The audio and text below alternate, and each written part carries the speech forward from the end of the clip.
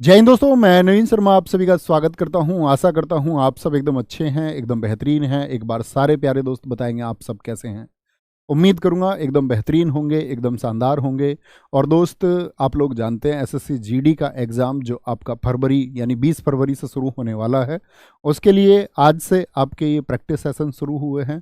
और आरडब्ल्यूए का बच्चे जीएस का प्रैक्टिस सेशन हो या फिर किसी अन्य सब्जेक्ट का प्रैक्टिस सेशन, एग्ज़ाम में यूट्यूब भर से तैयारी कर लेना, यानी मात्र यूट्यूब से तैयारी कर लेना, आपके स्कोर में चार चांद लगाता आया है। और आपका भाई फिर से आपसे प्रॉमिस करता है, हमेशा एक डेडिकेटेड सीरीज चलाइए, एग्जाम से पहले चलाइए, चाहे दिल्ली पुलिस हो या पिछला एसएससी जीडी हो, चाहे फिर एमटीएस हो, चाहे आपका सीएचएसएल हो या सीजीएल हो, एसएससी के किसी भी फॉर्मेट की हम बात करें, आप लोगों ने जो मेहनत की है इस 3 बजे के प्रैक्टिस सेट के साथ में, वो हमेशा सार्थक साबित हुई है। और हम फिर से करके दिखाएंगे। साथ ही इस बार आप फिर भरोसे से जुड़ेंगे और लगभग मैं आप लोगों से एक प्रॉमिस करता हूं कि आज से शुरू करके हम हर मंडे टू सैटरडे इस बार करने वाले हैं, क्योंकि हमारे पास कम दिन है और 35 से 40 के बीच में प्रैक्टिस सेट होंगे। यानी प्रैक्टिस सेट की जो संख्या होने वाली है वो 35 से 40 होगी। और मेरे दोस्त, आप एक प्रॉमिस बस मुझसे करना कि भैया आपके इस प्रैक्टिस सेट का एक एक शब्द हम तैयार रखेंगे। और उल्टा मैं आपसे प्रॉमिस करता हूं कि जीएस में 80% से ज़्यादा स्कोर आप सिर्फ इस प्रैक्टिस सेट से करके आएंगे।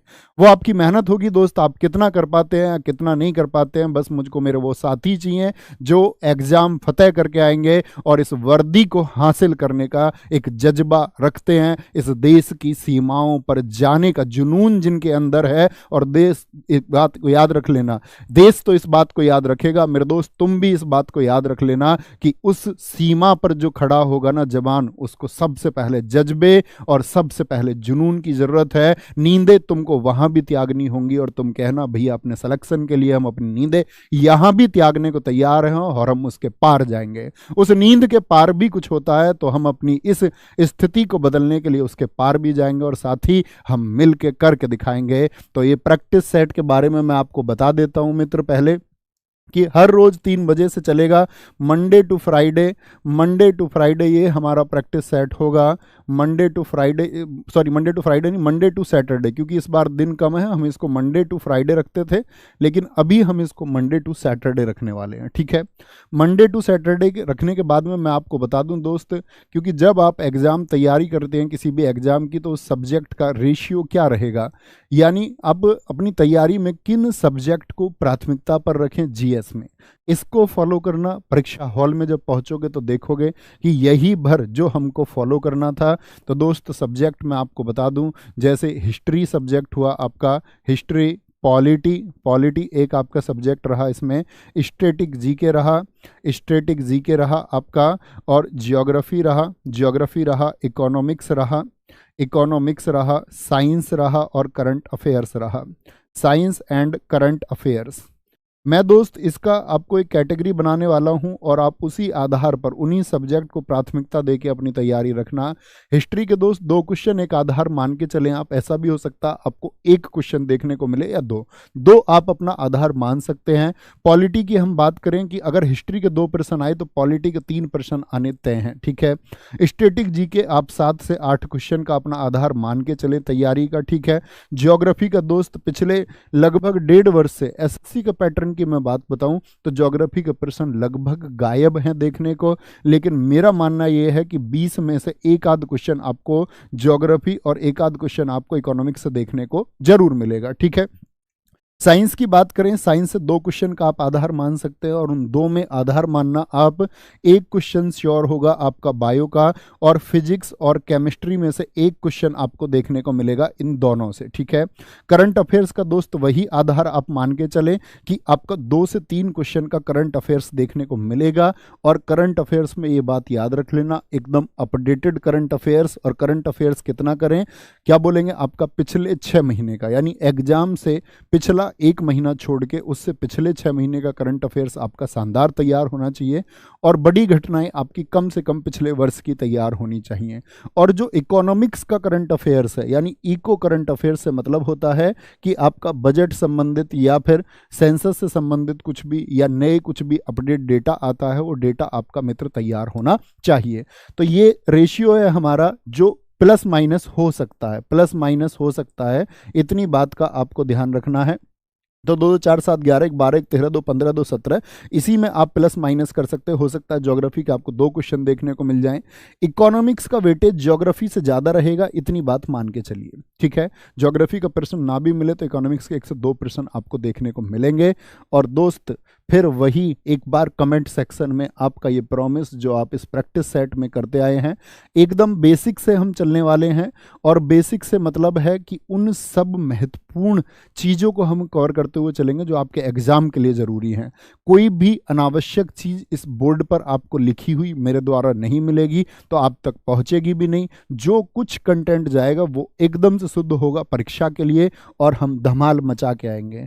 फिर वही अंतिम दिन जो आपके सिलेक्शन का होगा, फिर आप जीएस के लिए याद जैसे करते आए हैं फिर से करेंगे इस जीएस के प्रैक्टिस सेट को। तो एक बार थम्स अप कर देंगे कि सब लोग तैयार हैं आज के इस प्रैक्टिस सेशन के लिए, और एग्जाम तक जब तक ये चलेगा तब तक उसी एक जुनून के साथ में जुड़े रहेंगे जिससे आप आज पहले दिन जुड़ रहे हैं। दर्स ये बात याद रख लेना, हम लोगों की शुरुआत कर देने का जो जज्बा और हौसला होता है वो पीक पर होता है, लेकिन हम अंत तक उसको बना रख पाएंगे या नहीं ये हमको सिलेक्शन की तरफ लेके जाता है। अगर आपके अंदर वो जज्बा है कि आप खुद को पहले दिन से और अंतिम दिन की तैयारी तक एकदम से मोटिवेट रखते हुए, एनर्जेटिक रखते हुए तैयारी करोगे तो मेरे दोस्त सिलेक्शन दूर नहीं है।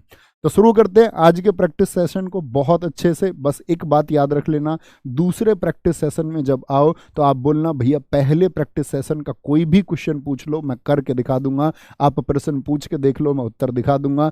अगले दिन मैं 5 क्वेश्चन आपसे पूछ रहा हूँ रिवीजन के, 5/5 स्कोर की उम्मीद हर दिन आपसे करता हूँ। तो अवतार 2.0 का ये प्रैक्टिस सेट जो धमाल मचाएगा इस बार SSC GD में, 2 बजे नीरज सर का हिंदी का प्रैक्टिस सेट, रोज जुड़ना ना भूलें। 3 बजे आपका अपना जीएस का प्रैक्टिस सेट, दीपक सर का आपका अपना मैथ्स का प्रैक्टिस सेट शाम 4 बजे से, और 5 बजे से राहुल शर्मा सर का रीजनिंग का प्रैक्टिस सेट। ये तैयारी भर मात्र होगी। तो दोस्त शुरू करते हैं बहुत शानदार तरीके से, और एक बार इस शानदार तरीके से करने के लिए आप लोगों के अंदर भारत माता की जय, जिस भारत माता की सेवा के लिए आप जा रहे हैं, उसका एक नारा, उसका एक जयकारा ये चारों तरफ दिख जाना चाहिए कि हाँ हम भारत माता के वो असली सपूत हैं जो डिजर्व करते हैं इस देश की सुरक्षा को, और साथ में वो वादा इस भारत माता के साथ जो लोग करते हैं हम उसको सीमा पे खड़े होकर निभाएंगे, और अपने घर का वो वादा जो हमारी खुद की माँ जिसके पेट से हमने जन्म लिया है कामयाब होके वो भी हम दिखाएंगे कि हमारे अंदर वो जुनून है कि हम कर सकते हैं, और साथ मिलके हम करके दिखाएंगे। पूछ रहा है प्रश्न है, सत्रिया को रिक्त स्थान में संगीत नाटक अकादमी द्वारा नृत्य शास्त्रीय नृत्य के रूप में मान्यता दी गई थी, किस वर्ष में मान्यता दी गई? और ये होशियार छात्रों के कमेंट्स में देख पा रहा हूँ पहले से लिखते हुए सन 2000 में शास्त्रीय नृत्य सत्रिया कहाँ का है? सत्रिया जरा बताएं। तो आप कहेंगे भैया सत्रिया असम का है। कहाँ का है? असम का नृत्य है। संगीत नाटक अकादमी ने इसको घोषित किया था सन 2000 में। संगीत नाटक अकादमी 1953 में स्थापना हुई, और संगीत नाटक अकादमी का हेडक्वार्टर है नई दिल्ली। दोनों बहुत महत्वपूर्ण प्रश्न हैं, बहुत इंपॉर्टेंट क्वेश्चन है। मैं आपसे दोस्त पूछूं, मुझको आप बताओ शास्त्रीय नृत्यों की कुल संख्या कितनी है? यानी जो हमारे क्लासिकल डांस हैं, जो क्लासिकल डांस है हमारे, उस क्लासिकल डांस का कुल नंबर मैं आपसे पूछूं कुल संख्या कितनी है, तो आपका उत्तर आएगा 8। मैं आपसे पूछूं नवा शास्त्रीय नृत्य घोषित करने की तैयारी किसको चल रही है? अभी हुआ नहीं है। नवा शास्त्रीय नृत्य जिसको हम सेमी क्लासिकल डांस या अर्ध शास्त्रीय नृत्य, क्या बोलोगे? अर्ध शास्त्रीय नृत्य कहते हैं, वो कौन सा है? तो आपका आंसर आना चाहिए भैया जी छऊ है। क्या है? छऊ होगा अर्ध शास्त्रीय नृत्य। ठीक है जी। सबसे पुराना शास्त्रीय नृत्य कौन सा है? क्या बोलोगे? सबसे पुराना ओल्डेस्ट क्लासिकल डांस, सबसे पुराना शास्त्रीय नृत्य कौन सा है? तो गजब सा उत्तर सारे दोस्तों की तरफ से आना चाहिए, भरतनाट्यम है। क्या है? भरतनाट्यम। किस वर्ष घोषित किया गया था? 1932 में। कहाँ का है? तमिलनाडु का है जी। कहाँ का है? तमिलनाडु नाडु का है। ठीक है, एकदम बेसिक से। अगले प्रश्न जब चलेंगे तो आपको पता होना चाहिए सबसे पुराना भरतनाट्यम है, घोषित 1932 है। क्या बोलोगे? घोषित 1932 है। कथकली बताइए कहाँ का है? कथकली बताइए कहाँ का है? मोहिनी अट्टम बताइए दोस्त, ये शास्त्रीय नृत्य कहाँ का है? तो क्या बोलोगे? ये दोनों कहाँ के हैं? ये दोनों केरल के हैं। कहाँ के हैं? ये दोनों केरल के हैं। मणिपुरी और ओडिसी पूछे, बहुत आसान। मणिपुरी कहाँ का होगा मित्र? मणिपुर का होगा। कहाँ का? मणिपुर का होगा। ओडिसी आपसे पूछे, ओडिसी कहाँ का होगा? तो आप कहेंगे ओडिशा का होगा भैया। कहाँ का होगा? ओडिशा का होगा। कुचिपुड़ी कहाँ का होगा? बोलो जी, कुचिपुड़ी कहाँ का होगा? आप लोगों को बताना है। कुचिपुड़ी कहाँ का है? तो क्या बोलोगे? आंध्र प्रदेश का होगा भैया जी। कहाँ का होगा? आंध्र प्रदेश का होगा। एक मैंने आपको जो प्रश्न में पूछा, सत्रिया कहाँ का है जी? सत्रिया कहाँ का है? असम का होगा। असम का होगा। कितने हो गए? 1 2 3 4 5 6। कौन सा बचा? आप बताओ। एक बचा हुआ है तो आप कहेंगे जी कथक है। क्या है? कथक है। और कथक कहाँ का है? यूपी बोलो या नॉर्थ इंडिया बोलो, क्या बोलो, या उत्तर भारत बोलो, एक ही बात होगी। ठीक है, एक ही बात होगी। मैं आपसे पूछूं, शास्त्रीय नृत्य में भाव कितने प्रकार के होते हैं?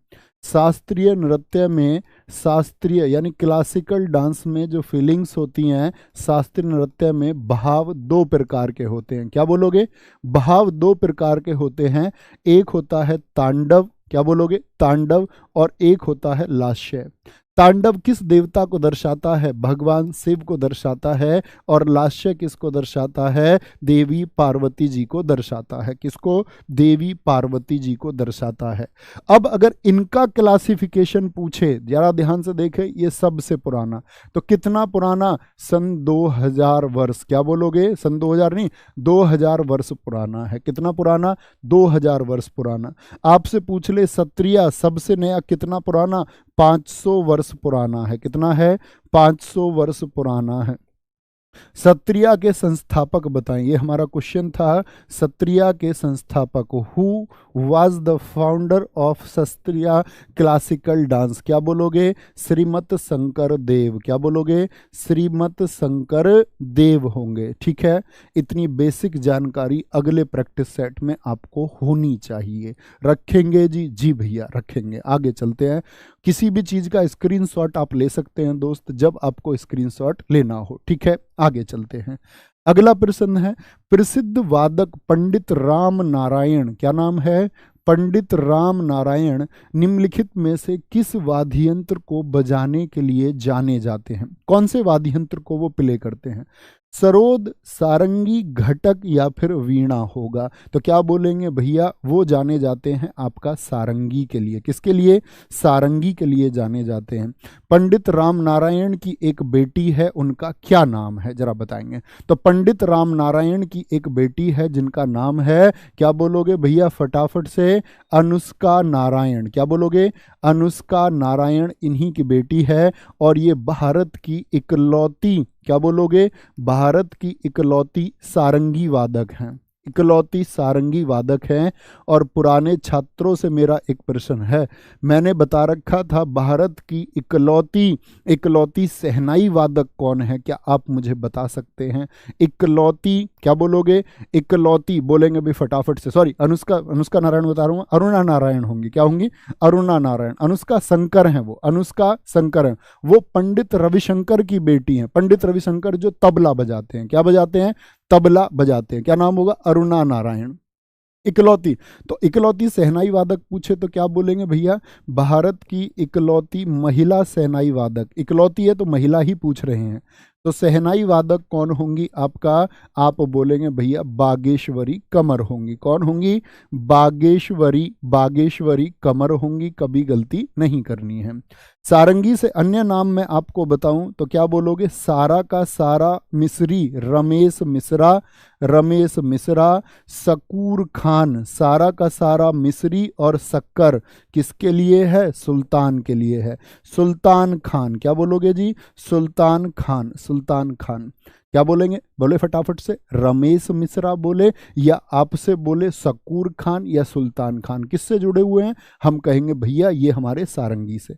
सरोद से बता दे दोस्त, सरोद से कौन होंगे? सरोद से होंगे अमजद अली खान। बोलो जी, अमजद अली खान। इनके बेटों के नाम जो जानते हैं वो थम्स अप कर दो, मुझे विश्वास है आपके ऊपर कि आप सच बोलेंगे। अमजद अली खान और साथ में आपका अली अकबर खान। कौन? अली अकबर खान, ठीक है, अली अकबर खान। ये किससे जुड़े हुए हैं आपका? आप कहेंगे जी सरोद से जुड़े हुए हैं। किससे? अमजद अली खान। इनके बेटे के नाम क्या हैं दोनों के? बहुत पूछे जाते, अमान अली खान और अयान अली खान। अमान अली खान और अयान। घटम से बताएं, TH विनायक राम। क्या बोलोगे? अंग्रेजी वाले जो ये नाम है ना, तो ये घटम से होंगे, TH विनायक राम और EM सुब्रमण्यम। क्या बोलोगे? EM सुब्रमण्यम। ये किससे जुड़े हुए हैं? आपका घटम से जुड़े हुए हैं। वीणा से दोस्त S बालाचंद्र। कभी नाम आपको नहीं भूलना है, S बालाचंद्र। एक एक दो दो नाम करके आगे बढ़ेंगे, आप क्रम से याद रख लेंगे, ठीक है भैया। पिछले प्रैक्टिस सेट में बहुत सारे, लगभग 2 वर्षों से करा रहा हूँ मैं 3 बजे का प्रैक्टिस सेट, रिवाइव होके तैयारी कर रहे हैं। इसको आप 0 से शुरू कर सकते हैं, अब से पहले कुछ नहीं किया तब भी यहाँ से शुरू कर दो, अपने आप में पूर्ण होगा। ऐसा बिल्कुल ज़रूरी नहीं है कि पिछली कोई सीरीज आपको पूरी करनी होगी तब आप इसको करेंगे, ठीक है। चेतियागिरी विहार महोत्सव किस राज्य में आयोजित किया जाता है? कौन सा? चेतियागिरी विहार महोत्सव किस राज्य में आयोजित किया जाता है? हिमाचल प्रदेश, मध्य प्रदेश, तेलंगाना या फिर त्रिपुरा में आयोजित होता है? क्या बोलोगे? चेतियागिरी भैया जी मध्य प्रदेश का महोत्सव है। कहाँ का? मध्य प्रदेश का। ए वाले सारे गलत हैं, जिन्होंने ए उत्तर दिया गलत नहीं देना उत्तर। आप आराम से बैठ जाइए, जब उत्तर मिले अगली बार गलत नहीं करना है, बस ये कॉन्फिडेंस रखना, अगली बार गलत नहीं करेंगे। मध्य प्रदेश के और कौन कौन से? मध्य में बोलो भैया घड़लिया उत्सव। कौन सा होता है? घड़लिया फेस्टिवल होता है। और घड़ा कहाँ पर? घड़े, मैं बोलता हूँ घड़े के मध्य में, घड़े के मध्य में क्या है? नीर। और नीर किसका पर्यायवाची है? भैया जल का। तो घड़े के बीच में जल ही तो होगा। क्या बोलोगे? ककसार। क्या बोलोगे? ककसार उत्सव कहाँ का है? मध्य प्रदेश का है। लोक रंग उत्सव कहाँ का है? घड़े पर कई रंग भी हुए हैं। क्या बोलोगे? घड़े पर कई रंग भी हुए हैं, कई रंग भी हुए हैं घड़े पर। तो क्या बोलेंगे भैया? आपका घड़लिया उत्सव होगा। अच्छा जी, हिमाचल प्रदेश की बात करें, हिमा और आंचल कैसी हैं दोनों? पुराने छात्र बोले हिमा और आंचल हैं भैया शरारती, बहुत शरारती हैं। दोनों की दोनों लव में हैं। कहाँ पर हैं? लव में हैं, लवी और फुल एस में है एकदम से। इनको दुनिया का कोई फिक्र नहीं है। लावी और फुल एच कहाँ के? हिमाचल प्रदेश के। तेलंगाना, आपके घर तेल से कुछ बनता, तेल और घी से? आप कहोगे भैया बोनालू, बनालू। क्या बोलोगे? बनालू बथुकम्मा। अरे सर्दी पड़ रही है यार, बथुआ के पराठे तो बनते होंगे। क्या? तेल में बनालू बथुआ के पराठे। क्या बोलेंगे? बोनालू और बथुकम्मा। त्रिपुरा की अगर पूछे नीर महल, क्या बोलोगे? नीर महल उत्सव। क्या बोलोगे? नीर महल उत्सव और पीलक उत्सव। क्या बोलोगे? पीलक उत्सव कहाँ के हैं? कौन कौन से? नीर महल और पीलक उत्सव कहाँ के हैं? वो त्रिपुरा के हैं। गलती नहीं करोगे। नेक्स्ट है जी, इरवतनेश्वरा मंदिर भारत के किस राज्य में स्थित है? इरवतनेश्वरा मंदिर भारत के किस राज्य में? तमिलनाडु, पश्चिम बंगाल, राजस्थान या तेलंगाना? या फिर तेलंगाना में? क्या उत्तर आएगा? क्या बोलोगे? इरवतनेश्वरा मंदिर ये भारत के तमिलनाडु में स्थित है। और तमिलनाडु के मंदिर SSC के एग्जाम्स के लिए मित्र बहुत इंपॉर्टेंट है, बहुत। क्या बोलोगे? तमिलनाडु के मंदिर बताएं। एक आपका आएगा मीनाक्षी मंदिर। कौन सा? मीनाक्षी मंदिर किन के लिए है? माता पार्वती के लिए है। किन के लिए? माता पार्वती के लिए मीनाक्षी मंदिर। और दूसरा आपका बृहदीश्वर मंदिर कहाँ पर स्थित है? बहुत पूछा जाता है, बृहदीश्वर मंदिर कहाँ पर स्थित है? तीसरा आपका कुमारी अम्मन देवी मंदिर। कौन सा? कुमारी अम्मन देवी, कौन सा जी, कुमारी अम्मन देवी टेम्पल है आपका, ये भी कहाँ पर है, तमिलनाडु में है। और श्रीपुरम, क्या बोलोगे, श्रीपुरम टेम्पल कहाँ पर स्थित है, श्रीपुरम मंदिर कहाँ पर स्थित है, ठीक है, श्रीपुरम मंदिर। कोई दिक्कत, कोई परेशानी? ऐसे कितने दोस्त हैं जो बता सकते हैं कि तेलंगाना का कौन सा मंदिर है जो यूनेस्को की एक साइट भी है, या मैं बोलूँ यूनेस्को की 39वीं साइट भी है?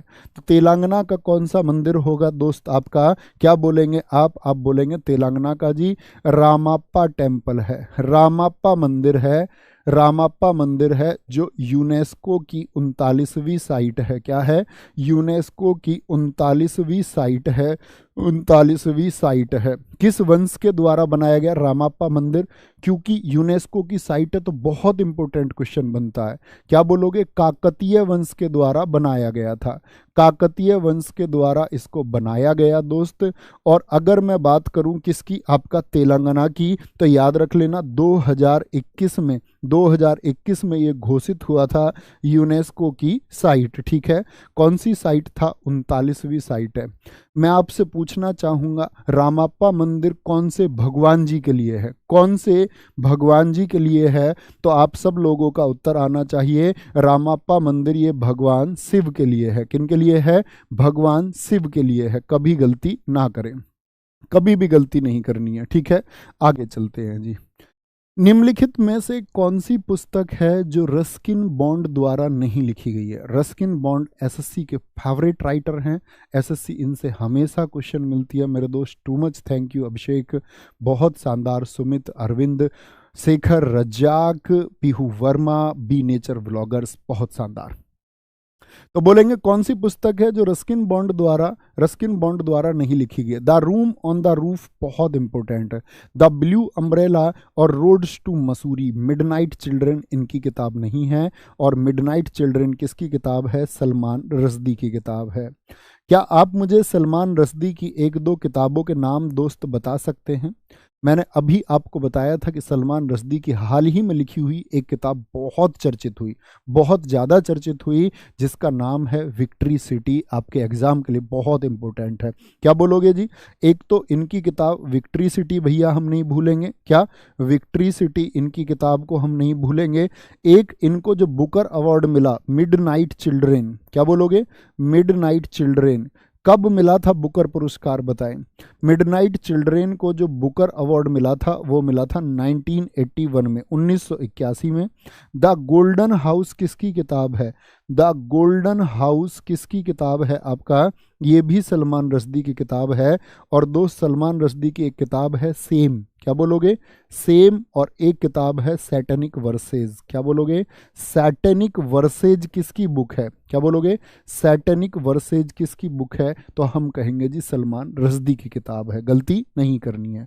एक लेखक है हमारे कौन, रस्किन बॉन्ड। रस्किन बॉन्ड की एक दो किताबें और बताओ इन विकल्पों के अलावा, क्या बोलोगे, रस्किन बॉन्ड की कौन कौन सी किताबें बहुत इंपॉर्टेंट है? बोले जी फटाफट से। रस्किन बॉन्ड की एक किताब टाइगर इन द टनल, क्या बोलोगे, टाइगर इन द टनल बहुत इंपॉर्टेंट है, टाइगर इन द टनल। और टनल से ही दूसरी किताब द टनल जो इन्होंने 2021 में लिखी, बहुत चर्चित किताब रही थी। तीसरा the girl on the train, क्या बोलोगे, the girl on the train, the girl on the train ये किसकी किताब है?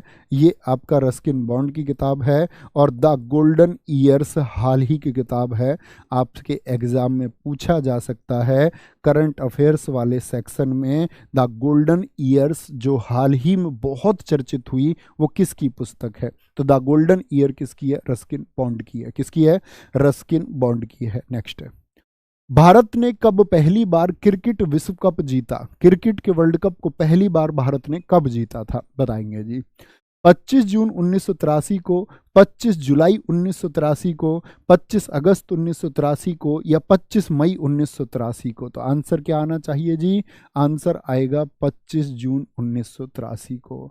मैं आपसे प्रश्न पूछता हूं दोस्त, किस टीम को हराया था? डेट कठिन हो सकती है, आप मुझे बताइए, ईयर सब जानते हैं, आप मुझे बताइए, एसएससी ने पूछा आपका सीपीओ के सेगमेंट में इसी तरह से डेट दी तो बहुत कठिन प्रश्न बन जाता है जब वो मंथ में अंतर हो और ईयर में अंतर ना हो। लिखेंगे भैया, बहुत सारे दोस्तों ने लिखा वेस्ट इंडीज को हराया था। किसको? वेस्ट इंडीज को हराया था। तो मुझे आप बताएंगे किसके खिलाफ हुआ था? खिलाफ इसमें वेस्ट इंडीज था। क्या बोलोगे? खिलाफ इसमें वेस्ट इंडीज था। और ये कौन सा वर्ल्ड कप था बताएंगे जरा? 1983 में ये कौन सा वर्ल्ड कप था? कौन सा वर्ल्ड कप था? आप कहेंगे भैया ये तीसरा वर्ल्ड कप था। कौन सा वर्ल्ड कप था? ये थर्ड वर्ल्ड कप था। और थर्ड वर्ल्ड कप का मतलब पहला वर्ल्ड कप 1975 में वेस्ट इंडीज जीता, 1979 में कौन जीता? वेस्ट इंडीज जीता। लेकिन 1983 में कौन जीता? इंडिया जीता। अपना देश भारत, मेरा देश महान, भारत जीता 1983 में, वेस्ट इंडीज को हराया। मुझे बताइए सबसे ज्यादा रन फाइनल में किसने बनाए? सबसे ज्यादा रन फाइनल में, सबसे ज्यादा रन फाइनल में किसने बनाए? मुझे बताओ फाइनल में मैन ऑफ द मैच कौन था? फाइनल में मैन ऑफ द मैच बहुत पूछती है एसएससी। तो सबसे ज़्यादा रन क्या बोलोगे? सबसे ज़्यादा रन जो बनाए हैं इसमें आपका सर्वाधिक रन बनाए आपका के श्रीकांत ने। कितना? के श्रीकांत ने बनाए थे आपका 38 रन। क्या बोलोगे? 38 रन। और फाइनल में मैन ऑफ द मैच था मोहिंदर अमरनाथ। कौन? मोहिंदर अमरनाथ। क्यों जी? जब रन उन्होंने बनाए, इनकी परफॉर्मेंस और अच्छी थी। 26 रन के साथ में 12 रन पर 3 विकेट भी इन्होंने लिए थे। 26 रन भी बनाए और 12 रन देकर के 3 विकेट भी लिए। मुझे बताओ भारत इस मैच को कितने रन से जीता था? क्या बोलेंगे? भारत इस मैच को कितने रन से जीता? कितने रन से हमने जीता? तो कितने रन से जीते थे हम इसमें? 43 रन से जीते थे। क्या बोलोगे? 43 रन से जीते थे। मैदान था लॉर्ड्स का। क्या बोलोगे? मैदान था आपका कहाँ का दोस्त? लॉर्ड्स का मैदान था। और हमने 2 बार के चैंपियन, 2 बार के चैंपियन वेस्ट इंडीज को पटकनी दी थी, बहुत बुरी तरह हराया था। अच्छा मुझे बताएं, ये भारत का पहला वर्ल्ड कप था। भारत ने अपना सेकंड वर्ल्ड कप कब जीता? भारत ने सेकंड वर्ल्ड कप कब जीता? फटाफट से जवाब आना चाहिए। सेकंड वर्ल्ड कप, देखो 1983 में जब वर्ल्ड कप हमने जीता तो कप्तान कौन थे? कपिल देव। क्या बोलोगे? कपिल देव। फोटो में खड़े हुए कपिल देव, ये कौन थे? ये कैप्टन थे। कैप्टन थे आपका कपिल देव। जब हम 2011 में जीते, आपकी बार आपने देखा होगा पूरे भारत की आंखों में आंसू थे, पूरे भारत की आंखों में आंसू थे दोस्त जब हम इस बार वर्ल्ड कप से चूक गए। लेकिन हम इसको पहले पिछली बार कब जीते थे? 2011 में। मुझे बताइए कैप्टन कौन था और किस टीम को हमने हराया था? कैप्टन था महेंद्र सिंह धोनी। कौन थे? महेंद्र सिंह धोनी। माही मार रहा है महेंद्र सिंह धोनी। और खिलाफ किस टीम के हम उतरे थे? खिलाफ उतरे थे हम श्रीलंका के। क्या बोलोगे? श्रीलंका के खिलाफ उतरे थे हम। मैन ऑफ द मैच कौन रहा था फाइनल में? मैन ऑफ द मैच माही महेंद्र सिंह धोनी। क्या बोलोगे? महेंद्र सिंह धोनी। क्या बोलोगे? महेंद्र सिंह धोनी।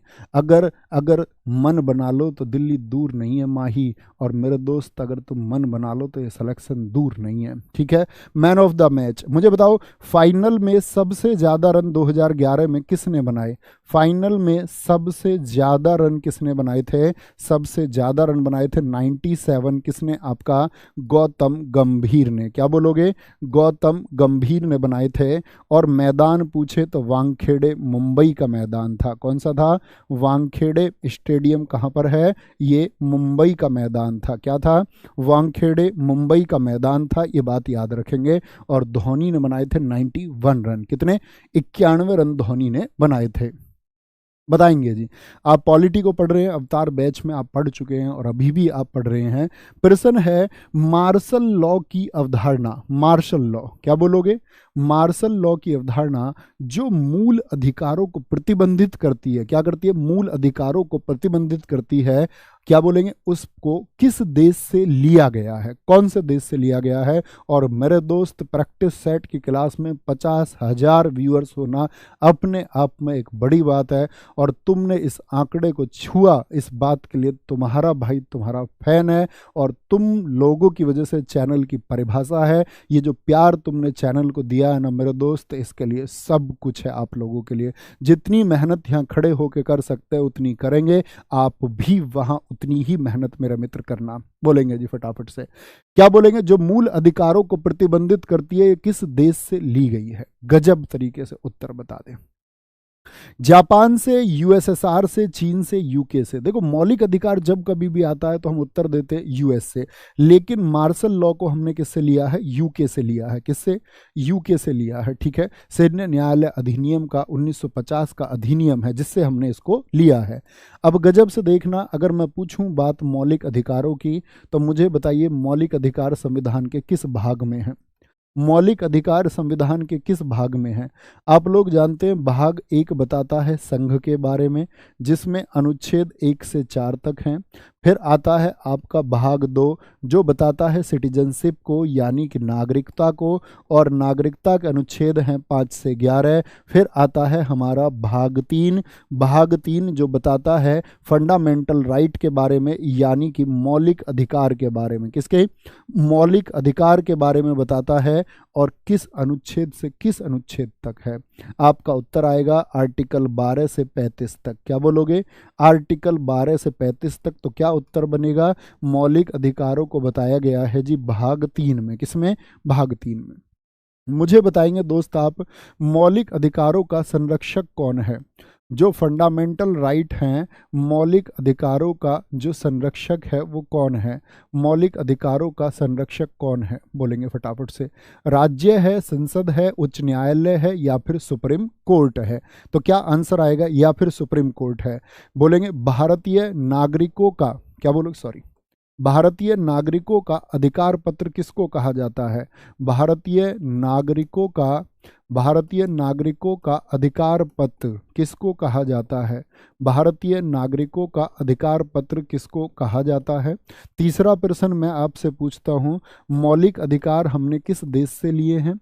मौलिक अधिकार जो फंडामेंटल राइट्स है, इनको हमने किस देश से लिया है, किस देश से हमने ये लिए हैं, किस देश से लिए हैं। और चौथा प्रश्न मेरा रहेगा, संशोधन का अधिकार, मौलिक अधिकारों में जो संशोधन का अधिकार है वो किसके पास है।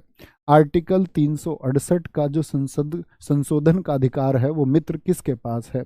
तो मौलिक अधिकारों का संरक्षक क्या बोलोगे भैया जी, सुप्रीम कोर्ट होगा। सुप्रीम कोर्ट बोले तो सर्वोच्च न्यायालय। कौन सा न्यायालय मित्र, सर्वोच्च न्यायालय। क्या आप मुझे बता सकते हैं सर्वोच्च न्यायालय किस अनुच्छेद में है, सर्वोच्च न्यायालय को किस अनुच्छेद में बताया गया है। सारे दोस्त बताएंगे, और मुझे पता है मेरे छात्र इतने कमजोर नहीं है कि इस आसान से प्रश्न का उत्तर ना दे पाए। आप कहेंगे आर्टिकल 124 में है सुप्रीम कोर्ट, और हाई कोर्ट हमारा बताया गया आर्टिकल 214 में। कहाँ पर, आर्टिकल 214 में बताया गया है। भारतीय नागरिकों का, भारतीय नागरिकों का जो अधिकार पत्र है, क्या बोलोगे, भारतीय नागरिकों का अधिकार पत्र हम किसको बोलते हैं, हम बोलते हैं दोस्त फंडामेंटल राइट्स को। किसको, फंडामेंटल राइट्स को बोलते हैं। और फंडामेंटल राइट्स बोले तो मौलिक अधिकारों को कहते हैं। किसको, मौलिक अधिकारों को। दोस्त एक प्रश्न और मैं आपसे पूछूंगा, मुझको बताओ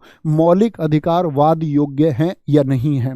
मेरा प्रश्न है आप लोगों से, मौलिक अधिकारों के खिलाफ वाद किया जा सकता है या नहीं। मौलिक अधिकार जो हैं, जो फंडामेंटल राइट हैं, वो आपके वाद योग्य हैं या नहीं हैं। तो क्या बोलोगे, मौलिक अधिकारों को हमने दोस्त यूएसए से, संयुक्त राज्य अमेरिका से लिया है, और संशोधन का अधिकार आर्टिकल 368 के तहत सिर्फ और सिर्फ पार्लियामेंट को है, हमारे देश की संसद को है। किसको है, हमारे देश की संसद को है। मौलिक अधिकार वाद योग्य है, हाँ जी, यस। लेकिन किस वाद से ये बात साबित हुई, तो क्या बोलोगे, केशवानंद भारतीवाद। क्या बोलोगे, केशवानंद भारतीवाद से ये बात तय हुई कि मौलिक अधिकार जो हैं वो आपका वाद योग्य है। और कभी भी इस प्रश्न का गलत उत्तर आप मित्र नहीं देंगे। नेक्स्ट है, संविधान का कौन सा अनुच्छेद स्पष्ट करता है कि आप आरक्षण जैसी नीतियां समानता के अधिकार का उल्लंघन नहीं है? क्या बोलेंगे?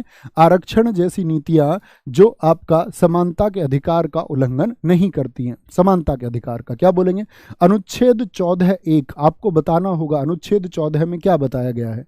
अनुच्छेद 21 बताता है क्या इस बारे में? अनुच्छेद 16 का खंड 4 इस बारे में बताता है मित्र, या अनुच्छेद 15 का आपका अगर बात करें क्या, खंड 2 यानी कि भाग 2 इसके बारे में बताता है? तो ये आपका उत्तर आना चाहिए गजब सा, और सारे दोस्तों से उम्मीद करूंगा कि उत्तर देंगे। 14(a) कुछ बता रहे हैं, कुछ 16। जिन दोस्तों ने कहा 16 का भाग 4 इसके बारे में बताता है, 16 का भाग 4 इसके बारे में बताता है, वो एकदम से ठीक है। अनुच्छेद 14 तो दोस्त क्या बताता है? विधि के समक्ष, क्या? विधि के समक्ष समता को बताता है, विधि के समक्ष समता को बताता है, ठीक है। अनुच्छेद 21 क्या बताता? अनुच्छेद 21 हमको बताता है राइट टू लाइफ, जीवन का अधिकार बताता है। क्या बताता है? जीवन का अधिकार बताता है। और आपका अनुच्छेद 15 का भाग 2 क्या बताता है? क्या बोलता है? धर्म, जाति, लिंग, क्या बोलेंगे? धर्म, जाति, लिंग और आपका जन्म स्थान के आधार पर कोई भेद नहीं होगा, जन्म स्थान के आधार पर भेद नहीं होगा। मतलब ऐसा नहीं कर सकते आप कि कोई व्यक्ति हिंदू है या मुसलमान है तो उसको आप किसी और नज़रों से ट्रीट करें, या किसी की जाति आप किसी को बोल दे कि उच्च जाति नीच जाति है, ये नहीं है। लिंग आप किसी को बोल दे कि ये महिला है, लिंग का मतलब पुल्लिंग स्त्रीलिंग, कि महिला है तो उसके यह अधिकार नहीं है, तो आप गलत हैं। जन्म स्थान यानी कि किसी का जन्म गांव में हुआ या शहर में हुआ या किसी ऐसे स्थल पे हुआ जो बहुत दूरी पर है, या किसी पिछड़े स्थल पर या अगड़े स्थल पर हुआ, तो उसके आधार पर आप भेद नहीं करेंगे। क्या बोलेंगे? कोई भेदभाव नहीं होगा। साथ में ही आप मुझे आर्टिकल 16 भी बता दीजिए, क्या है? लोक नियोजन के अवसर पर, जैसे अभी भर्तियां निकली तो आप सबको मौका मिलेगा या नहीं, जो उस एज ग्रुप में है।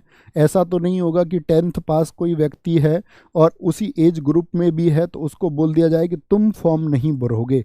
तो क्या बोलोगे? लोक नियोजन का मतलब ऐसी सुविधाएं सरकार की, जैसे अभी ये भर्ती निकल रही है, तो भर्ती निकल रही है तो आप कहेंगे भैया मौका सबको मिलेगा। क्या बोलेंगे? सबको मौका मिलेगा। भारतीय संविधान के निम्नलिखित में से किस अनुच्छेद में सहकारी समितियों के गठन के अधिकार का उल्लेख है कि सहकारी समिति का गठन होगा? सहकारी समिति कोऑपरेटिव सोसाइटीज़ जो होती हैं आपके हमारे छोटे छोटे शहरों में भी होते, किसानों की मदद के लिए या अन्य प्रकार की सहायता के लिए सहकारी समिति बना दी जाती हैं। तो ये 19 आर्टिकल 19(1) के पार्ट डी में है, बी में है, ए में है या फिर सी में है? सारे दोस्तों का उत्तर आना चाहिए। कुछ का उत्तर आता हुआ दोस्त बी, कुछ का आता हुआ सी।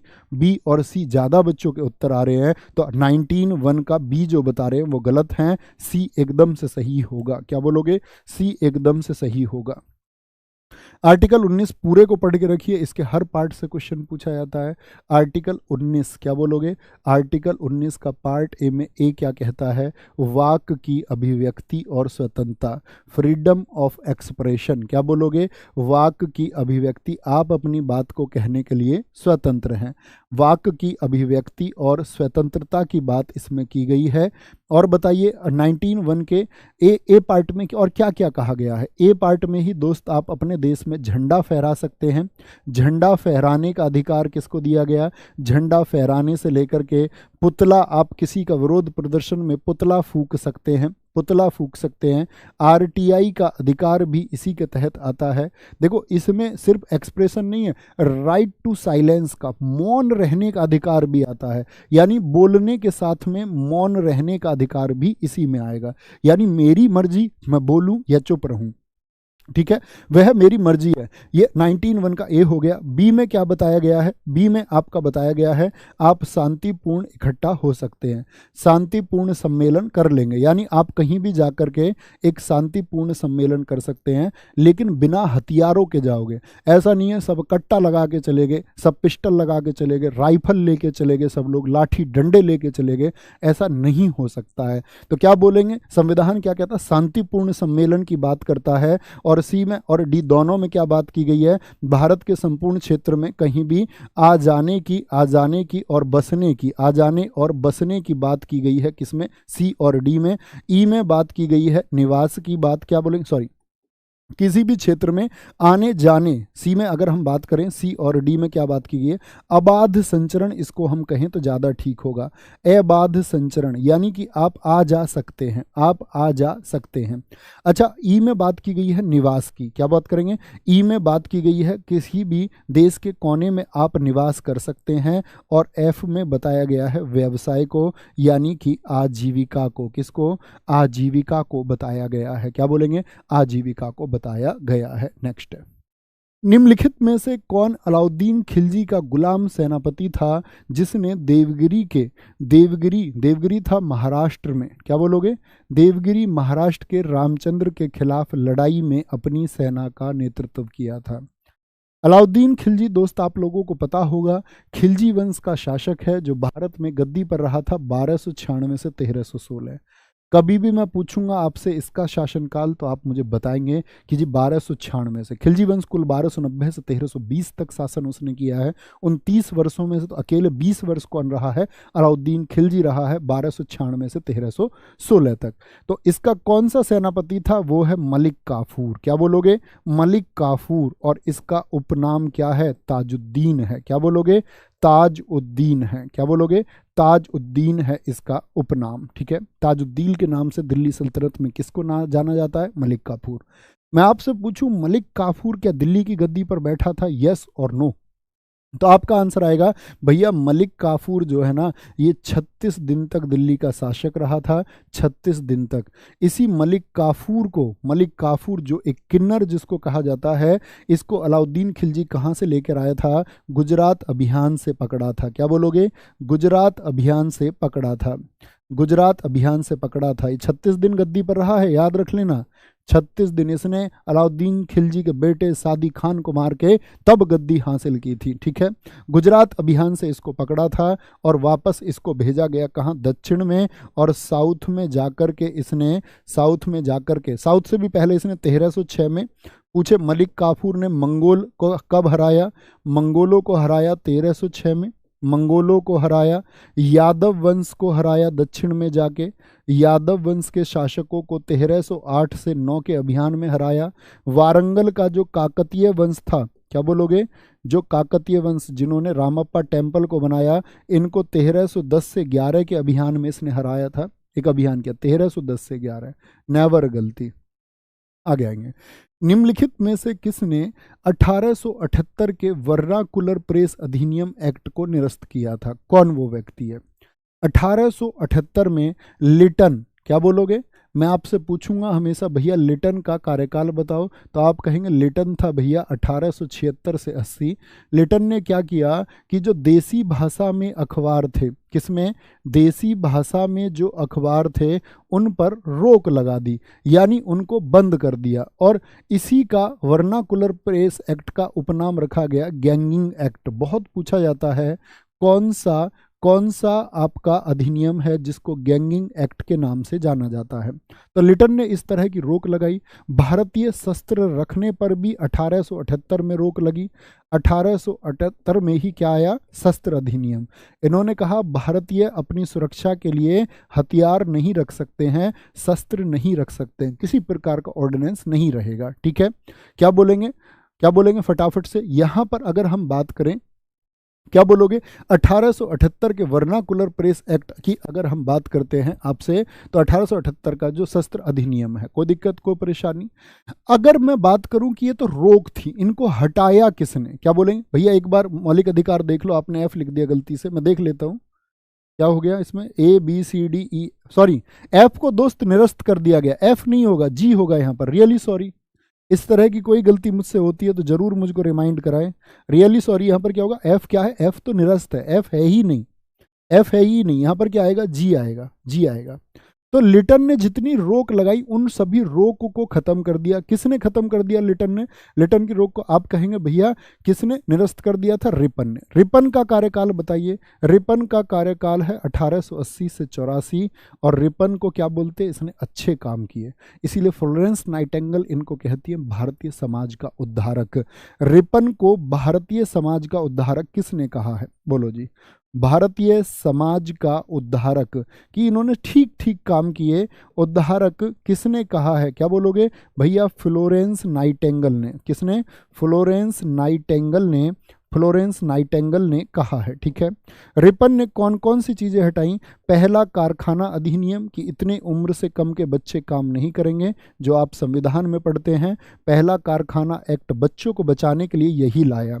शिक्षा भारत में अच्छी हो, हंटर आयोग कब आया? इसी के टाइम पर आया, 1882 में। 1882 में। ठीक है। आपसे पूछे स्थानीय स्वशासन, आप पॉलिटी में पढ़ते होंगे, लोकल गवर्नमेंट्स, स्थानीय स्वशासन कब आया? 1882 में आया। और दोस्त इल्बर्ट बिल कब आया? ये सारे दोस्त बता दो। इल्बर्ट बिल कब आया? तो आप कहेंगे इल्बर्ट बिल एसएससी का फेवरेट क्वेश्चन है। ऐसा कोई एग्जाम नहीं है पिछले 3-4 वर्षों में जिसमें ये प्रश्न ना हो। आप पढ़ेंगे जब प्रीवियस ईयर, आप देखते हैं इल्बर्ट बिल क्या था। इसने कहा कि जो न्यायाधीश है, यानी पहले क्या होता था, यूरोपियों पर जो मुकदमा चलता था तो अंग्रेज ही सुनते थे। इसने बोला यूरोपियों पर जो मुकदमा है वो भारतीय भी सुन सकेंगे। क्या? यूरोपियों पर जो मुकदमा है उसको सुनवाई कौन कर पाएगा? यूरोपियों पर जो मुकदमा है उसकी भारतीय जज सुनवाई कर सकेंगे। भारतीय जज भी क्या कर सकेंगे? उसकी सुनवाई कर सकेंगे। आज के बाद आप याद रखेंगे। इकट्ठा एक थम्स अप चाहता हूं आप सब की तरफ से, गजब सा आप बताएंगे जी। सलबाई की संधि के परिणाम स्वरूप निम्न में से किस युद्ध का अंत हुआ था? सलबाई की संधि के परिणाम स्वरूप तो पानीपत का तीसरा युद्ध क्या सलवाई की संधि से खत्म हुआ? 1761। याद रख लेना, इसमें मराठे वर्सेज अहमद शाह अब्दाली, क्या? मराठे वर्सेज अहमद शाह अब्दाली का ये युद्ध था दोस्त। अहमद शाह अब्दाली का ये युद्ध था। द्वितीय आंग्ल मराठा युद्ध कब हुआ? 1803 से 5 हुआ। ये खत्म हुआ था आपका, इसकी समाप्ति हुई थी राजापुर घाट संधि से। राजापुर घाट संधि से इसकी समाप्ति हुई थी। ठीक है। प्रथम आंग्ल मराठा युद्ध कब से कब तक हुआ? क्या बोलोगे आपका? सॉरी 1800 नहीं, 1700। 1775 से लेकर के 1782 तक। ऐसे दोस्त कभी गलती हो ना 1775 या 1875 में लिख दूं, बता देना, अगली क्लास में भी ठीक करा दूं, कोई दिक्कत नहीं है। तो आंग्ल मराठा युद्ध क्या हुआ था? इसमें 1775 में इस युद्ध की शुरुआत में अंग्रेजों ने सूरत की संधि कर ली थी राघोबा से, महाराष्ट्र के से। तो क्या हो गया फिर, उसमें अंग्रेज हार गए इस युद्ध को। और 1782 में हुई थी सलबाई की संधि। क्या? सलबाई की संधि। तो सलबाई की संधि से कौन सा युद्ध अंत हुआ था? तो आप कहेंगे सलबाई की संधि से भैया पहला युद्ध खत्म हुआ। अंग्रेजों और मराठों के बीच का दूसरा युद्ध किस संधि से खत्म हुआ? आप लिख सकते हैं राजापुर घाट संधि। बक्सर का युद्ध कब हुआ? आप लोग बताएंगे। तो आंसर हो जाएगा प्रथम आंग्ल मराठा युद्ध। बक्सर का युद्ध हुआ 1764 में। इसमें कौन कौन थे? मीर कासिम था, आज ही मैं कक्षा में आपको पढ़ा रहा था। मीर कासिम के साथ में आपका शुजा उद्दौला था, अवध का नवाब, और साथ में बंगाल का मुगल शासक शाह आलम सेकंड था। और अंग्रेज अधिकारी कौन था इनके खिलाफ? किस अंग्रेज ने? क्योंकि ये युद्ध जो है अंग्रेजी शासन की स्थापना का युद्ध है, कि अंग्रेजों ने अपने शासन को स्थापित किस युद्ध से किया? बक्सर के युद्ध से। यहीं पर दोस्त तृतीय आंग्ल मराठा युद्ध याद रख लेना। तृतीय आंग्ल मराठा युद्ध, ठीक है, वो कब हुआ था? 1817 से 18 हुआ। और यहाँ पर जो संधि हुई थी वो ग्वालियर की संधि हुई थी। किस युद्ध से खत्म हुआ ये? क्या बोलोगे? किस संधि से? ग्वालियर की संधि से। तो पहला सलबाई से खत्म हुआ, दूसरा राजापुर घाट की संधि से खत्म हुआ, और तीसरा ग्वालियर की संधि से खत्म हुआ। नेक्स्ट है, निम्नलिखित में से कौन सी नदी का उद्गम स्थल राजस्थान में है? कौन सी नदी है जो राजस्थान से होकर के शुरुआत करती है? माही नदी एमपी की है, क्या बोलोगे? तापी नदी मध्य प्रदेश की है। नर्मदा नदी का उद्गम मध्य प्रदेश से है। लेकिन बनास नदी का, क्या बोलोगे? बनास नदी का आपका उद्गम स्थल कहाँ से है? सारे दोस्त बोलेंगे बनास नदी। आप कहेंगे भैया अरावली पर्वतमाला से निकलती है, और अरावली पर्वतमाला से राजस्थान से निकलती है। कहाँ से? राजस्थान से निकलती है। कहाँ से? राजस्थान से निकलती है। और ज्योग्राफी पर आपको बहुत जोर देने की जरूरत नहीं है, राजसमंद जिले से निकलती है। राजसमंद जिले से निकलती है। और याद रख लेना, इसी को होप ऑफ फॉरेस्ट बोलते हैं। किस नदी को होप ऑफ फॉरेस्ट कहते हैं?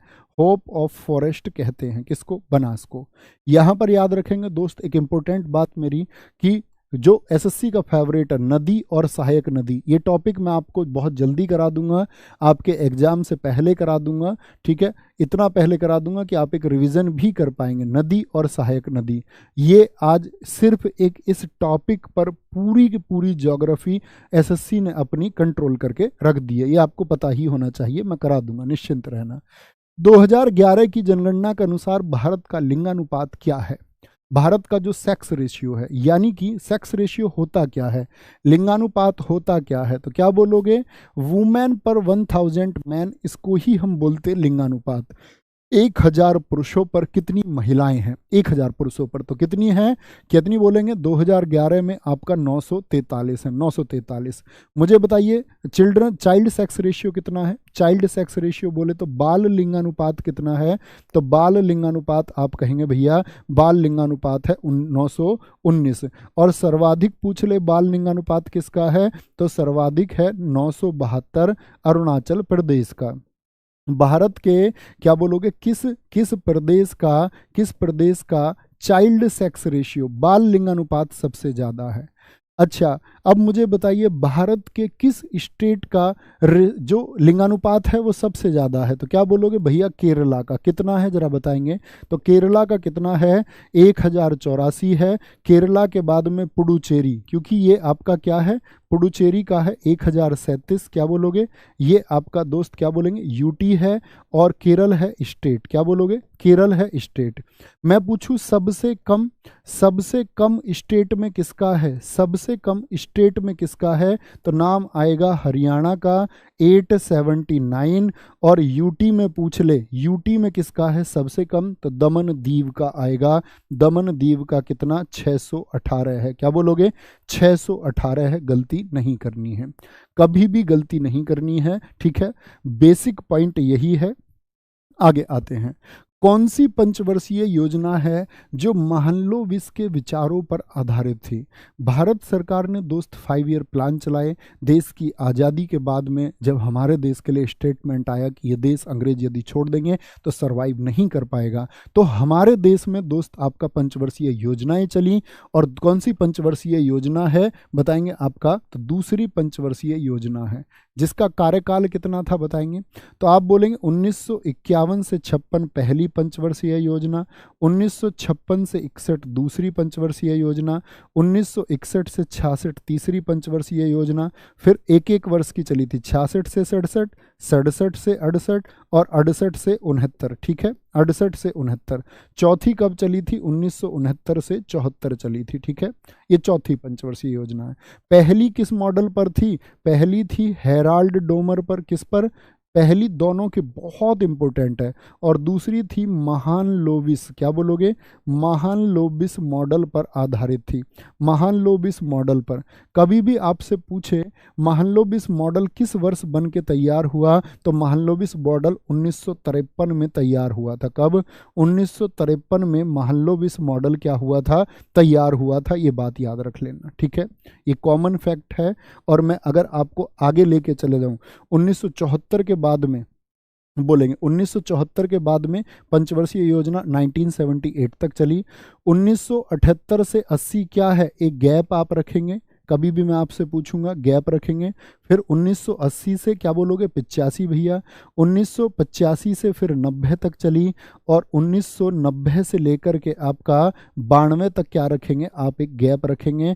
और फिर कोई गैप नहीं होगा, फिर कोई गैप नहीं होगा, यानी 1992 से फिर 97, 1997 से फिर आपका सन 2002, और 2002 से मित्र आपका 2007, और फिर 2007 से मित्र आपका 2012। 2012 से 17 होनी थी, लेकिन क्या पूरा कर पाई? क्या बोलोगे? नहीं भैया, 15 तक ही रह गई।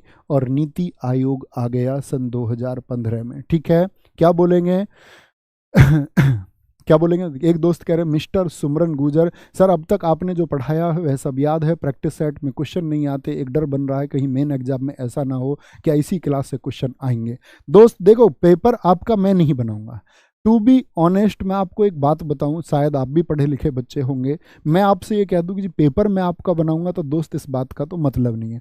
हो सकता है आपका एक भी प्रश्न ना आए, लेकिन क्वेश्चनेबल मैं तब हूं जब मैं आपकी इस क्लास में एक भी सेकंड के लिए चुप हो जाऊं और मैं निरंतर 1 घंटे तक आपसे ना बोलूं और एक सटीक डेटा मैं आपको ना दूं। दोस्त बस इतना कह सकता हूं, जब से मैं पढ़ा रहा हूं ऐसा कभी हुआ नहीं है कि प्रश्न ना आए, ठीक है। और आप कहीं और एक्सपेरिमेंट कर सकते हैं इस बात के लिए कि शायद आपके एग्जाम के लिए कोई और क्लास बेनिफिशियल हो, आप स्वतंत्र हैं, आपकी अपनी चॉइस है। मैं ये बिल्कुल नहीं कह सकता कि भैया आपका पेपर मैं बनाऊंगा, मैं ये कह सकता हूं कि मैं आपके साथ मेहनत करूंगा, ठीक है।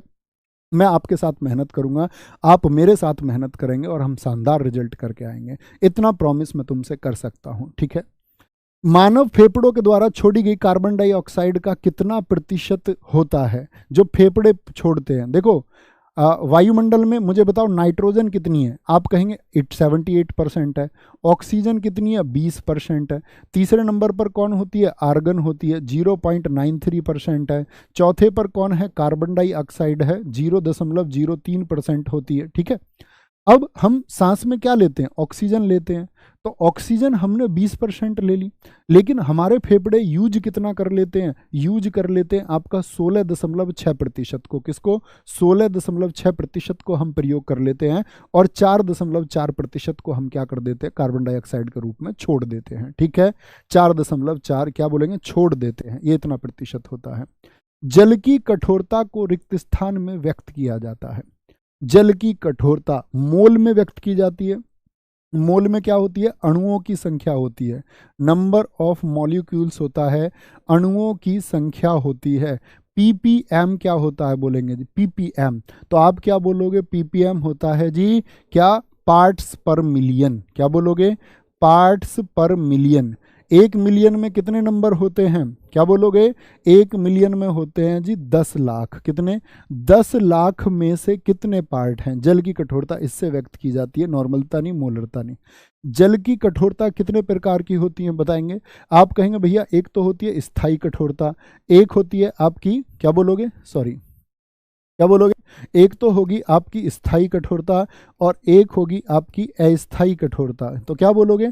स्थायी कठोरता किसकी वजह से होती है? कैल्शियम और मैग्नीशियम के बाइकार्बोनेट, बहुत पूछा जाता है। कैल्शियम और मैग्नीशियम के बाइकार्बोनेट की वजह से होती है, और ये आपका कैल्शियम और मैग्नीशियम के सल्फेट और क्लोराइड की वजह से होती है। सल्फेट और आपका क्लोराइड की वजह से होती है, क्लोराइड की वजह से होती है, ठीक है। अस्थायी कठोरता को हम कैसे दूर कर सकते हैं? क्या बोलेंगे? क्या बोलेंगे? इसको कैसे दूर कर सकते हैं? तो जो अस्थायी है उसको तो हम गर्म पानी से दूर कर सकते हैं। किससे बोलेंगे? वो जो आपके स्थायी सॉरी अस्थायी है, मतलब वो स्थायी है ही नहीं, तो पानी गर्म भी कर दोगे तो वो आपका दूर हो जाएगी। क्या हो जाएगी? दूर हो जाएगी। यानी अस्थायी को अगर हम सॉरी, मैंने यहाँ पर उल्टा लिखा आपका, अस्थायी तो होगी बाइकार्बोनेट की वजह से, रियली सॉरी, एक एक बदल लेंगे इसको, फिर से लिख देता हूँ मैं, फिर से लिखते हैं, यहाँ देखेंगे ध्यान से। मैंने बोला आपसे जल की स्थायी और अस्थायी कठोरता, अस्थायी और स्थायी कठोरता, जो स्थायी होगी वो कैल्शियम मैग्नीशियम, ठीक है। अस्थायी जो होगी वो भी कैल्शियम मैग्नीशियम की वजह से होती है। अस्थायी होती है बाइकार्बोनेट की वजह से, और इसको क्लार्क विधि से दूर करते हैं हम। क्यों? कौन सी विधि का इस्तेमाल करते हैं? सॉरी, इसको ऊपर कर देते हैं। क्या बोलोगे? इसको किससे दूर कर देते हैं? आपका एक क्लार्क मेथड होता है, क्लार्क मेथड से दूर कर सकते हैं, गर्म करके, पानी को गर्म करके प्रयोग कर सकते हैं। और ये जो आपका सल्फाइड और क्लोराइड की होती है, क्या बोलोगे? सल्फाइड और क्लोराइड की होती है, ये स्थायी कठोरता होती है, और इसके लिए हम इस्तेमाल करते हैं परम्यूटेड विधि। कौन सी विधि? परम्यूटेड मेथड का इस्तेमाल होता है। कौन से मेथड का बोलेंगे? कौन से मेथड का? क्या बोलोगे? परम्यूटेड मेथड का इस्तेमाल होता है। लोक एवं जनजाति प्रदर्शन कला महोत्सव, उत्कर्ष और अंतर्राष्ट्रीय साहित्य उत्सव उन्मेष का आयोजन किस राज्य में किया गया है? मेरे दोस्त, ऐसा हो सकता है कि आपका प्रैक्टिस सेट शायद आज 2-4 मिनट लेट हो जाए, लेकिन कल से हम इसको 4 बजे से पहले ख़त्म कर देंगे, डैम प्रॉमिस, ठीक है? 4 बजे से पहले। मध्य प्रदेश, उत्तर प्रदेश, बिहार और झारखंड। क्या बोलेंगे भैया? मध्य प्रदेश में शुरू हुआ उत्कर्ष और उन्मेष, ठीक है। 2023 में कई उत्सव हुए हैं जो बहुत इंपॉर्टेंट हैं। 2023 के जो उत्सव हैं बहुत इंपॉर्टेंट है। आपसे पूछे थावे उत्सव, क्या बोल दे? थावे उत्सव कहाँ पर आयोजित हुआ? बिहार में। भूमचू उत्सव पूछ ले, सिक्किम का। कहाँ का? भूमचू उत्सव कहाँ पर आयोजित हुआ? भूमचू आयोजित हुआ दोस्त आपका सिक्किम का। क्या बोलोगे? सिक्किम का आयोजित हुआ है। बाजरा उत्सव, पीडीएफ के बारे में अभी बताऊंगा दोस्त मैं। बाजरा उत्सव आपका गुजरात का है। कहाँ का? गुजरात का है। गज उत्सव कहाँ का है? गज उत्सव आपका असम का। ये करंट अफेयर्स का बहुत इंपॉर्टेंट है। तोरगया उत्सव, क्या बोलोगे? तोरगया उत्सव कहाँ पर आयोजित हुआ? अरुणाचल में आयोजित हुआ अभी 2023 में, ठीक है। सारंग उत्सव कहाँ पर आयोजित हुआ? आईआईटी मद्रास में। क्या बोलोगे? आईआईटी मद्रास ने आयोजित किया आपका सारंग उत्सव को, आईआईटी मद्रास में। देखो मैं आपको बता दूं दोस्त, इसकी पीडीएफ आपको मिलेगी। रोजगार विद अंकित के आप पीडीएफ नोट्स में जाएंगे, 3 बजे की क्लास में आपको 3 बजे के नाम से एक फोल्डर मिलेगा और उस फोल्डर में आपको इसके नोट्स मिल जाएंगे, पहली चीज़। दूसरी चीज़ दोस्त मैं आपको बता दूं कि मैं विश्वास करूंगा कि आप अपने हैंड रिटन नोट्स बनाएंगे। उन सारे छात्रों से मैं अपील करता हूं जो इस क्लास से जुड़े रहें, प्लीज़ आप हैंड रिटन नोट्स इसके बनाना, स्क्रीनशॉट्स ले लेना, फ़ोन में रखना, इस क्लास के आदी हो जाओ दोस्त। स्कोर करके दिखाने की जिम्मेदारी मेरी है, ठीक है। सुस्वागतम पोर्टल का संबंध किस संवैधानिक संस्था से है? अभी एक सुस्वागतम पोर्टल विकसित किया गया, भारत के सर्वोच्च न्यायालय ने एक विकसित किया, या इलेक्शन कमीशन ऑफ इंडिया ने, या national commission for schedule caste ने, या फिर राष्ट्रीय अनुसूचित जनजाति आयोग ने? तो क्या बोलोगे? भारत के सर्वोच्च न्यायालय ने सुस्वागतम पोर्टल को लॉन्च किया। किसको? सुस्वागतम पोर्टल को लॉन्च किया है। ऐसे ही दोस्त मैं आपको बताऊं, अभी हमारा एक विरासत पोर्टल लॉन्च किया गया, किस मंत्रालय ने? क्या आप बता सकते हैं विरासत पोर्टल को किस मिनिस्ट्री ने लॉन्च किया? दूसरा आपका साथी पोर्टल को, साथी पोर्टल को किसने लॉन्च किया? आपका कौन सी मिनिस्ट्री ने लॉन्च किया है? तीसरा आपका उद्गम पोर्टल को, उद्गम पोर्टल को किस मिनिस्ट्री ने लॉन्च किया है? चौथा मैं आपसे पूछूं, संगम युवा पोर्टल को, किसको? संगम युवा पोर्टल को किसने लॉन्च किया है? किस मंत्रालय ने लॉन्च किया है? बोलेंगे विरासत पोर्टल, आप कहेंगे दोस्त ये गृह मंत्रालय का है। किसका है? ये गृह मंत्रालय का पोर्टल है। साथी पोर्टल आप बताएंगे दोस्त किसका पोर्टल है, किस मिनिस्ट्री ने? तो आप कहेंगे भैया जो कृषि मंत्रालय है, कृषि मंत्रालय ने। उद्गम आरबीआई का, और संगम युवा किसका? शिक्षा मंत्रालय का पोर्टल है, शिक्षा मंत्रालय का। और शिक्षा मंत्रालय ने इसको लॉन्च किया है पूर्वोत्तर भारत के लिए। किसके लिए? पूर्वोत्तर भारत के लिए इसको लॉन्च किया है। किस मंत्रालय? क्या बोलोगे? शिक्षा मंत्रालय ने इसको किस किस हिस्से के लिए? पूर्वोत्तर भारत के लिए इसको विकसित किया है, पूर्वोत्तर भारत के लिए। नेक्स्ट है, पुरुष एशियाई हॉकी चैंपियनशिप ट्रॉफी 2023 का खिताब किसने जीता है? किसने जीता है? क्या बोलोगे? भारत ने जीता है, मलेशिया ने जीता है, जापान ने जीता है, या फिर पाकिस्तान ने जीता है? तो क्या बोलेंगे? इसको अपने प्यारे देश भारत ने जीता है और मलेशिया को इसमें हराया। तो मलेशिया क्या हो गया? कई बार दोस्त उपविजेता पूछ लेता, उपविजेता। और भारत क्या है? भारत ने ये चौथा खिताब इस बार नाम किया। क्या बोलोगे? भारत ने ये चौथा खिताब लॉन्च किया है, अपने नाम किया है। आयोजन इसका हुआ था चेन्नई में। क्या बोलोगे? आयोजन इसका हुआ था चेन्नई में। और प्लेयर ऑफ द टूर्नामेंट कौन बने ये आप बताएंगे। प्लेयर ऑफ द टूर्नामेंट कौन बने? तो क्या बोलोगे? प्लेयर ऑफ द टूर्नामेंट बने आपका कौन? इसमें मनदीप सिंह बने। कौन बने? मनदीप सिंह बने इसमें प्लेयर ऑफ द टूर्नामेंट। क्या बोलोगे? मनदीप सिंह बने हैं। और आज का आपका होमवर्क का क्वेश्चन है, और आज क्लास में जितने बच्चे इस क्लास को देख लें मेरे दोस्त, उन सब से मेरा ये अपील है कि मैं जो भी होमवर्क का क्वेश्चन आपसे दूं, ये आपके सिलेक्शन को निर्धारित करता है कि आपके अंदर कितना अनुशासन है। हमेशा उम्मीद करूंगा आप होमवर्क का आंसर करेंगे, और हर एक छात्र से ये समझ लीजिए, हर सिंसियर छात्र से इस होमवर्क का आंसर चाहता हूँ। ये सिर्फ आपके दोस्त अनुशासन के लिए है, ऐसा नहीं है कि इससे मेरी क्लास को कोई फ़ायदा होने वाला है, यूट्यूब से कोई फ़ायदा होने वाला है, ऐसी कोई बात है नहीं। और सुनो, एक बार तुम्हारी वाह वाह की आवाज़ आनी चाहिए, तुम्हारे इतने नंबर्स ऑफ स्टूडेंट के लिए थोड़ा सा जोश तो बनता है। तो मुझे बताना है आप लोगों को बताना है मुझे, महिला एशिया जो चैंपियंस ट्रॉफी है 2023 उसको किसने जीता है। और सुनो, राहा, मेरे साथ बोलना एक बार इस बात को, सारे के सारे दोस्त बोलना कि मैं आपसे बोलूं कि राहा, राहा जहाँ तक जाएगी राहगीर वहाँ तक जाएगा, राह जहाँ तक जाएगी राहगीर वहाँ तक जाएगा। तुम दरिया से ना पूछो, तुम दरिया से ना पूछो ये नीर कहाँ तक जाएगा। अरे खींच धनु की डोर निशाना साधो अपनी मंजिल का, अरे खींच धनु की डोर निशाना साधो अपनी मंजिल का, बाकी बाद में देखेंगे ये तीर कहाँ तक जाएगा। तो अभी तैयारी कीजिए, परीक्षा में क्या होगा वो सब जानते हैं, सिलेक्शन उसी का होगा जो मेहनत करेगा। घर बैठ के दोस्त सिलेक्शन देने गवर्नमेंट आपको आने वाली नहीं है। आपके अंदर कितना दम है, आपका खुद आरडब्ल्यू के स्टूडेंट का आरडब्ल्यू के स्टूडेंट से कंपटीशन है। तो देखने की बात ये होगी कि एक भी दिन दोस्त आप अपनी तैयारी में कमज़ोर हुए तो सोच लेना आपकी जगह कोई दूसरा ले लेगा, और किसी दूसरे ने आपकी जगह ले ली तो हो सकता है वो वापस उस जगह को आपको ना दे। तो ऐसा मौका आप ना छोड़ना कि आपकी जगह को कोई और ले ले। तुम कहना कि मेरी जगह निश्चित है, मैं उसे बना के रखूंगा, उसे कोई और नहीं लेगा। मिलते हैं कल। Thank you, bye bye, take care, Jai Hind, जय भारत, जय मां सरस्वती, नमस्ते, लव यू ऑल।